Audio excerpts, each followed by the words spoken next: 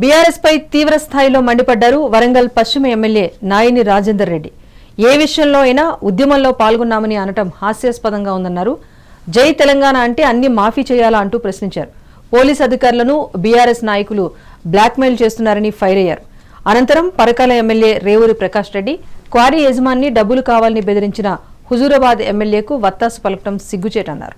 ఓ వీరుడు arrest చేస్తే ఇంకా ముఠా సభ్యులు అందరూ వచ్చి నిరసన తెలుపుకుంటూ చాలా మాటలు మాట్లాడుతున్నారు. మేము రాష్ట్రాన్ని తెలంగాణ పేరిట దోసుక తింటాం, ఏది వదిలిపెట్టాం, కబ్జాలు చేస్తాం, దోసుక తింటాం, బెదిరించి మాఫియాల తీరుగా డబ్బులు అడుగుతాం, గుంజుకుంటాం, ఫోన్ ట్యాపింగ్లు రికార్డు చేసుకుంటూ ఏదైనా మేము చేస్తాం.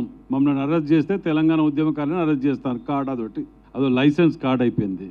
మీరు పాల్గొన్న ఉద్యమంలో ఎంతవరకు నిజాయితీ ఉన్నది? తెలంగాణ వచ్చిన తర్వాత ఏమి వనరులు, తెలంగాణ వనరులని గత ఆంధ్ర పాలకుల కంటే 1000 రెట్లు దోసుక తిన్న దొంగలు మీరు.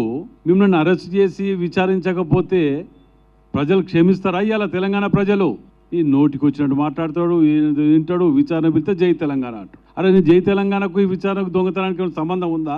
హద్దు పద్దు ఉన్నదా? అసలు ఏం చేస్తున్నారు అంటే మీరు ఏవి చేసినా ఏది విచారించొద్దు. మేము గతంలో కూడా చెప్పినాం, మేము ఏమి చేయకుండా గన్ని కేసులు పెట్టిర్రు మా మీద. అన్ని చేసినవి కూడా విచారించకుండా వదిలిపెట్టమనే దౌర్భాగ్యానికి వచ్చి వీళ్ళు మాట్లాడుతుంటే ప్రజలు అసహించుకుంటున్నారు. ఇంకా